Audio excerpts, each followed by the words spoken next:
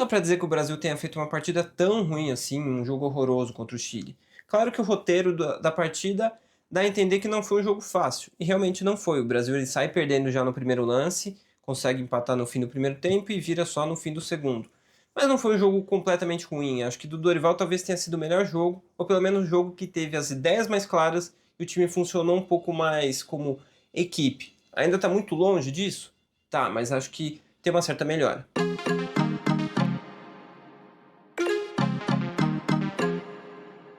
Olá pessoas, tudo bem com vocês? Eu sou Rodrigo Seixas, analista e jornalista de futebol. Esse vídeo aqui eu vou falar sobre Brasil 2, Chile 1, jogo pela eliminatórias da Copa do Mundo, explicar um pouco como foi a partida, o que aconteceu, o que deu para ver de jogo do Brasil, um pouco mais na parte tática e estratégica, que é o que eu busco fazer nesse meu canal. Então vamos direto pro jogo e de cara o Brasil já foi com um time um pouco diferente. O Dorival não tinha o Alisson, não tinha o Vinícius Júnior, não tinha algumas outras opções de jogadores. Então ele foi com um time um pouco diferente, né? O Dorival já usou 38 jogadores, né? Então nesse jogo a gente viu o time com o Ederson, Danilo, Marquinhos, Gabriel Magalhães e Abner. No meio de campo tinha o Savinho, o Lucas Paquetá, o André e o Rodrigo, Rafinha e Igor Jesus. Teve vários jogadores novos aí nesse time, era um time que defendia em 4-4-2, atacava em 3-2-5, mas teve boas opções, acho que teve algumas escolhas interessantes, e agora eu vou pro campinho para explicar um pouco melhor isso tudo. Então o Brasil jogou contra o Chile aqui de vermelho defendendo em 4-4-2, o Brasil também defendia em 4-4-2. A questão é que o Savinho defendia aqui, o Rafinha defendia aqui o meio com o Igor Jesus e o Rodrigo aqui na esquerda. Na hora de atacar, o Brasil fazia o 3-2-5, que eu falei muito aqui no último vídeo, né? Para quem acompanhou o canal viu o último vídeo. E alguma das escolhas desse 3-2-5 do Dorival tem a ver com o que eu falei naquele último vídeo. E a ideia era ter na esquerda o Abner, aqui mais no meio espaço como interior o Rodrigo, aqui de centroavante o Igor Jesus, aqui no outro meio espaço o Rafinha e no outro corredor o Savinho. Então a ideia era ter esses 5 aqui, daí aqui no meio tinha os dois meias, né, o Paquetá e o André, e a saída era com 3, com o Danilo e os dois zagueiros.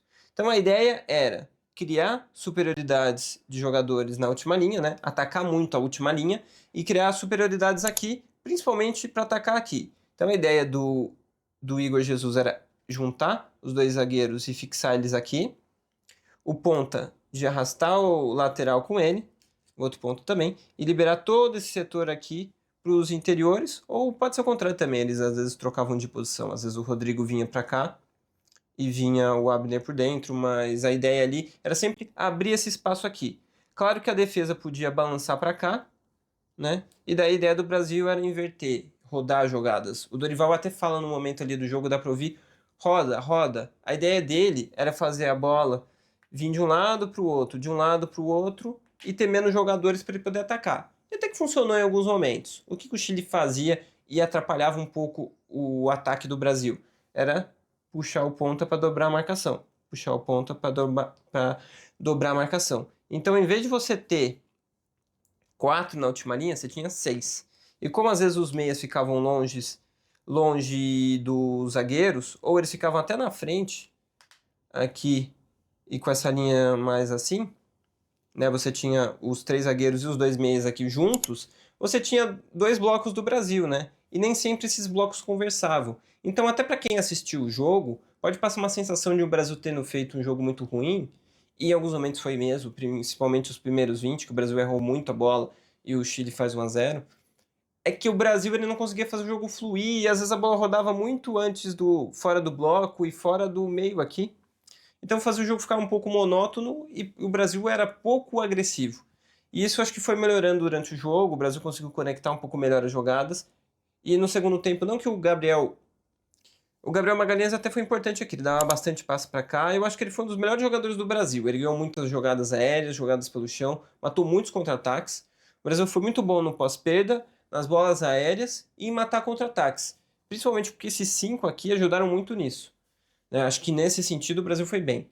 E eu acho que faltou um pouco, né? Um pouco mais esses jogadores conversarem e talvez jogarem um pouco mais atrás para romperem essa linha aqui, né? Isso aconteceu mais no segundo tempo com o Andréas Pereira e o Gerson, trocou os dois, saiu o André e o Paquetá. Então acho que o Brasil fluiu um pouquinho melhor na segunda etapa nessa questão.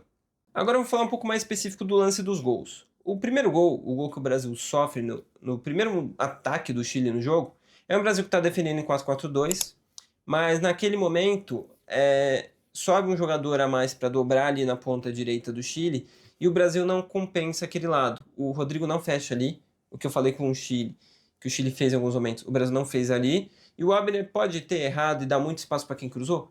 Pode, mas ele está preocupado com o jogador que está perto dele atacar as costas, então ele ficou meio que na dúvida do que ele faria. Talvez ele tenha errado mesmo em não ir na bola, mas acho que faltou um auxílio maior a ele ali, então tem essa questão. E do outro lado tem o Danilo, que também acho que errou um pouco o tempo de bola e perdeu a marcação do Vargas, que acaba fazendo o gol. E até o Ederson está um pouco adiantado ali. Então é uma sequência de mini erros ali que geram toda essa jogada e o gol. E claro, falta de atenção também, tomar um gol ali tão rápido no primeiro ataque que você sofre.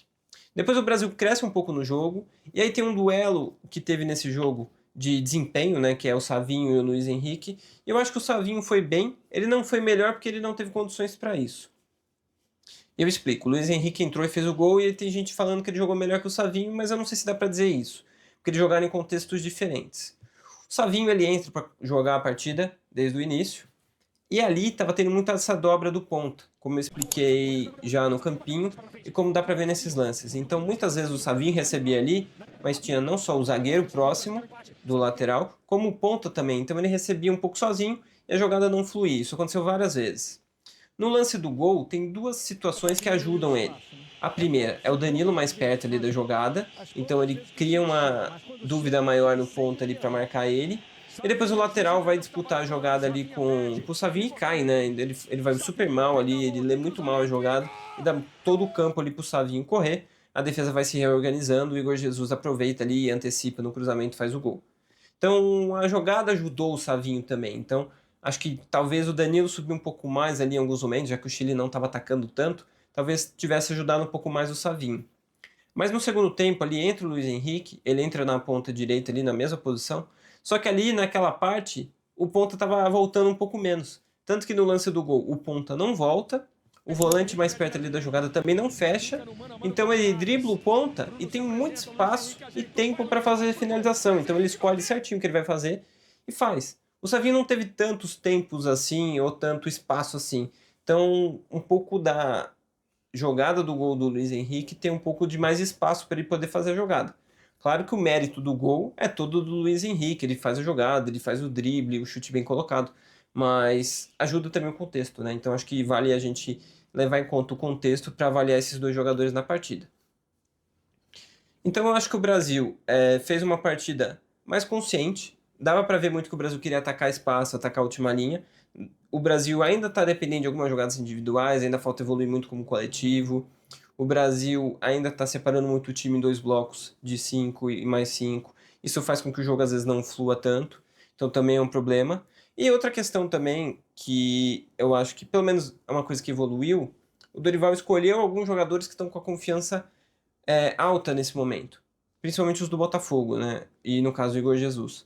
O Igor Jesus ele tem mais característica de 9, então ele ajuda um pouco a empurrar um pouco mais a defesa para trás e atrair um pouco mais a marcação ali. Então isso libera alguns jogadores e dá mais espaço para outros, né? Então eu acho isso interessante. E ele está com uma confiança boa, é um bom centroavante. Para a posição de 9, nessa característica, ele talvez seja um dos melhores jogadores mesmo, além de estar com a confiança alta, né? O Botafogo está numa fase boa, inclusive ele. Então isso ajuda. E ele não sentiu peso, jogou bem, fez gol, então isso é importante. E acho que o Brasil precisa um pouco disso nesse momento em que tem muita crítica, em que a situação está ruim, né? Acho que o Brasil não chegou a fazer um jogo horroroso, também não enfrentou um super adversário, o Chile não está jogando bem, mas não dá para dizer que foi uma partida tão ruim assim do Brasil. Acho que o Brasil teve questões que evoluíram. O Brasil fez jogos muito ruins antes e tinha muita dificuldade de chegar no último terço. E nesse jogo chegou 23 vezes. E contra o Uruguai tinha chegado 4, contra o Equador também perto disso. Então acho que tem uma evolução, né? O Brasil teve um norte um pouco melhor de jogo e evoluiu um pouco nisso. O Brasil ainda tem um futebol raso e um time que não tem tanta profundidade como equipe? Não, ainda não tem. Vai ter com o Dorival? Não sei, não dá para saber. A gente vai ter que esperar mais tempo, mas por enquanto ainda é um time raso que vai vencer alguns jogos de adversários mais fracos, mas talvez se o nível aumentar, se for um adversário mais difícil, talvez o Brasil não consiga vencer e talvez sofra mais, né? Que foi o caso de outras partidas. Então acho que ainda falta bastante evoluir, acho que o Brasil pode fazer muito mais, mas pelo menos tem uma melhora aí. Se quer dizer que o Brasil daqui para frente vai evoluir, a gente vai ver mais coisas desse Brasil, não dá para saber, acho que a gente tem que esperar jogo a jogo, mas teve uma leve melhora. Teve uma leve melhora, o Brasil conseguiu pontuar, tá em quarto agora, tá mais perto da zona de classificação. Acho que o Brasil vai acabar classificando. O difícil é saber que nível o Brasil vai chegar para a próxima Copa do Mundo. Hoje o nível ainda não é bom, mas tem para onde evoluir. O Brasil tem jogadores que podem evoluir até lá, mas eu não, assim, não dá para confiar tanto que vai evoluir, porque a CBF não tem ajudado. O Dorival, por mais que tenha melhorado um pouco a equipe, acho que ainda está bem longe de ele ter uma equipe confiável que faça um futebol muito bom. Mas assim, vamos ver. Não dá para saber.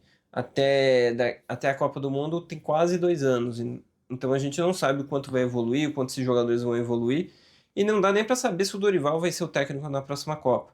Não que ele tá para cair, mas assim, se ele conseguir alguns resultados ruins, ou dependendo da virada do ano a CBF resolva mudar, ela fez isso com o Diniz, então não dá para saber o que vai acontecer daqui para frente. Então é isso, esse é o meu vídeo de hoje sobre a seleção brasileira. Se você gostou aqui do canal, siga o canal, acompanhe os conteúdos que eu faço aqui de futebol. A ideia aqui é sempre falar um pouco mais de estratégia, de tática, trazer alguma parte mais profunda do jogo e sempre com o foco de tentar pensar sobre o jogo. Então é isso, espero que vocês tenham gostado. Até o próximo vídeo. Aqui tem a recomendação de entrevistas que eu fiz no canal, tem também recomendação de outros vídeos que eu fiz aqui falando de outras coisas. O último que eu fiz aqui de 3, 2, 5 acho que ficou bem interessante para quem quiser ver. Mas é isso, até o próximo vídeo. Valeu!